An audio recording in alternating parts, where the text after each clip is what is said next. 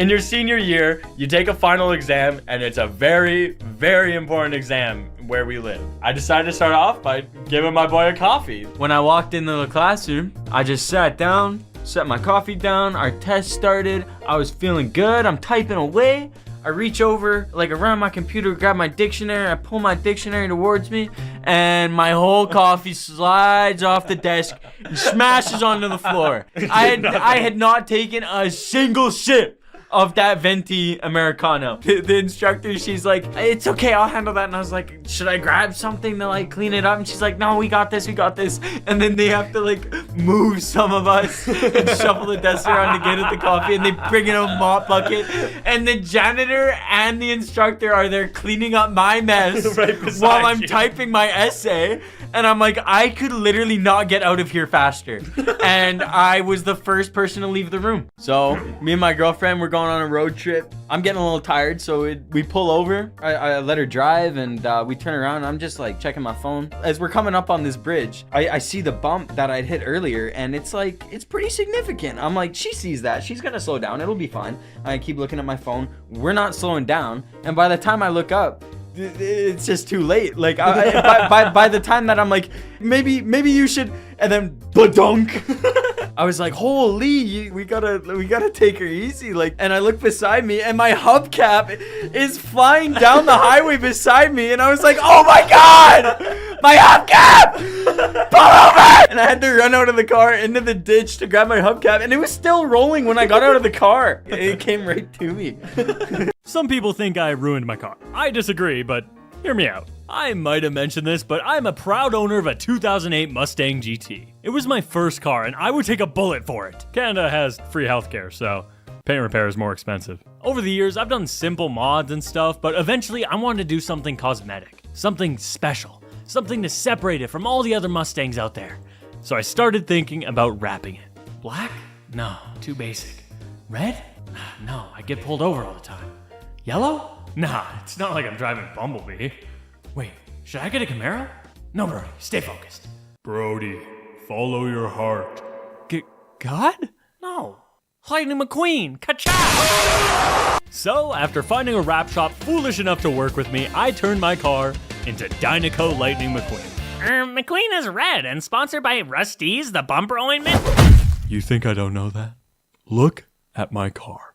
I have seen the movie. I was obsessed with this version of McQueen, even though he was on screen for less than 60 seconds. Look, here's a picture of me as a kid with the toy version. I even mentioned how my brother broke it in a video almost 7 years ago. Although wraps aren't technically permanent, I've had people legitimately tell me, dude, you're ruining the resale value.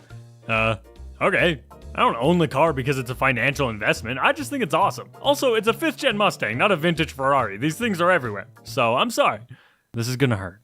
What? Ka-chow! I just like to lie to people and then fully commit to it, and then just like be like, nah, I'm just kidding. But like, you do that to me so much that when the Queen died, Brody bursts into my room and goes, the Queen is dead! And in the most dramatic voice ever. I still find it funny to this day.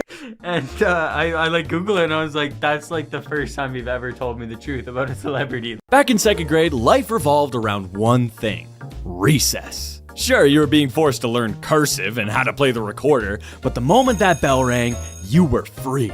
And in my school, when the Canadian snow cleared, that meant we were all playing soccer. Football, if you're nasty. Our super well-funded public school only had one nice soccer ball, filled with air, no rips, no blemishes. It was beautiful, and we fought for it. When the bell rang, we would sprint and tackle each other to be the first to claim the good ball and stuff it in our locker. No matter how hard I tried to claim the ball for myself, it was always just out of reach. Swiped at the last second, kicked away from my hands, yanked away from my muddy grasp. But then, on one fateful recess, the soccer gods smiled upon me. The bell chimed right as the ball rolled in front of me. This was it, the defining moment of my 7 years on this planet. I lunged with all my might. It's finally mine!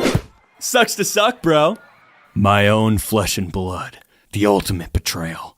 No! You had it last recess. It's my turn! First come, first served. Better luck next time, numbnuts. I couldn't contain it. My rage boiled over, and from my lips arose a word I had never said in my entire life. You're such a...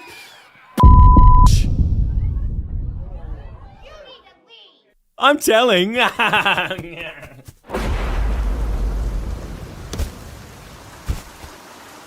This is it. My life is over. All thanks to that.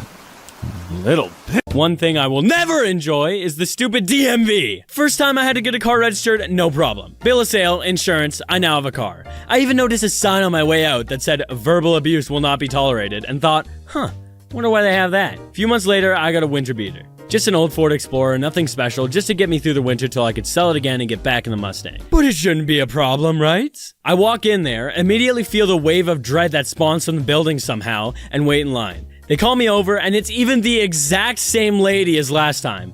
I give her the bill of sale, the insurance, and she pauses. You're 16? Yeah. Yeah, you're gonna need a parent for this, son. What? Well, you're not 18 yet. You can't register it. I did it last time. Right here. In 5 minutes. Go get your mom. Well, now I know why the sign's there! After playing in the backyard all excitedly with her million toys, my brother went outside to let Shelby in, only to find this. Hey, Shelby, no! No. Aw, did you miss your mom? You little sweetheart. Aw, you're so cute. Mom? Shelby had taken to her curiosity and tasted some of her Hershey's Kisses. Something many puppies do. We learned the hard way. For some reason, my home province of Alberta's main export, alongside oil and lifted Ram 1500s, are bizarre and hilarious roadside attractions. I know it's kind of strange. What is that? Oh, the lure. It's for catching fish, moron. No, you idiot. I mean, why is it 40 feet long? What are you trying to catch? You don't want to know. I call this phenomenon rural Albertan gigantism. Much like how deep in the ocean creatures evolve to be larger, the more isolated the Canadian town, the more likely the residents have nothing better to do than build a giant sculpture. Like when I took Swoosh to Drumheller, I don't think anything could have mentally prepared him for the sight of a 90-foot tall climbable T-Rex. Your scientists were so preoccupied with whether or not they could, they didn't stop to think if they should. Her name is Tira, and that is adorable. But apparently the town is having her dismantled in 2029? She will not go down without a fight, Drumheller! You hear me?